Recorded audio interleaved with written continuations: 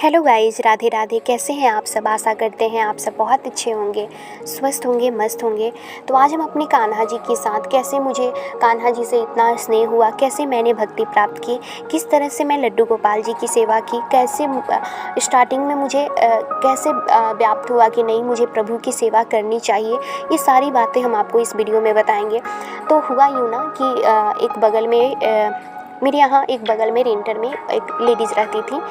तो वो बार बार कहती थी कि जानती हैं मुझे ना कान्हा जी की सेवा करने का मन है। तो उस समय तक मेरे घर में कोई वास्तव में मेरे घर में कोई पूजा कान्हा जी का नहीं किया था, या मेरे घर में पहले से कान्हा जी नहीं थे। हाँ, भगवान की पूजा होती थी, लेकिन मेरे घर में इस तरह से पूजा, कान्हा जी की पूजा, मतलब जिस तरह से मैं सेवा करती हूँ वैसी नहीं थी। तो मैंने सोचा कि उस समय तक मेरे मन में ऐसा कुछ नहीं हुआ, उनको मन था। तो मैंने क्या किया कि मैंने लाला को लाकर उनको दे दिया सेवा करने के लिए। ये तो रही पहली घटना।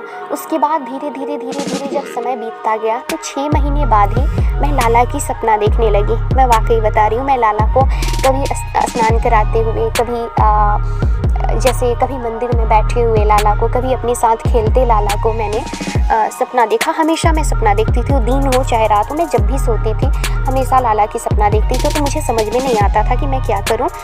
तो हुआ यूँ कि जब एक दिन मैंने देखा कि मैंने लाला को ना, मतलब मैं मंदिर में गई हूँ और उनको स्नान करा रही हूँ, और जब पानी मतलब उनके शरीर पे जब मैंने जल डाला तो वो अपनी आंखें बंद कर ली है। और जैसे ही मैंने खोला, मैंने देखा कि जैसे ही वो पानी ख़त्म हुई उनकी आंखें खुल गई। उस दिन से मेरे मन में उनके प्रति इतना स्नेह हो गया। और वाकई मैं बोली कि मैं हमेशा सपना देखती थी।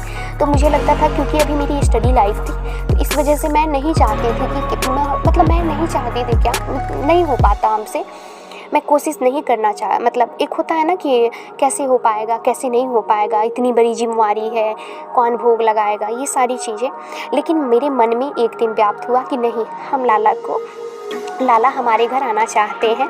तो ऐसा नहीं है कि मैं ज़रा सा, मतलब थोड़ी सी होता है ना कि यूँ थोड़ी सी, तो स्टार्टिंग में लगता ही है कि नहीं मेहनत लग जाएगा, या बाकी लोग कहते थे कि नहीं हो पाएगा आपसे, मत लीजिए, लाला को बुलाइए। लेकिन मेरे मन में ऐसा हुआ। तो मैंने पूर्णिमा के दिन ही अपने लाला को अपने साथ घर ले आई। और उसके बाद से मुझे इतना स्नेह हुआ कि मैं अपने केशव को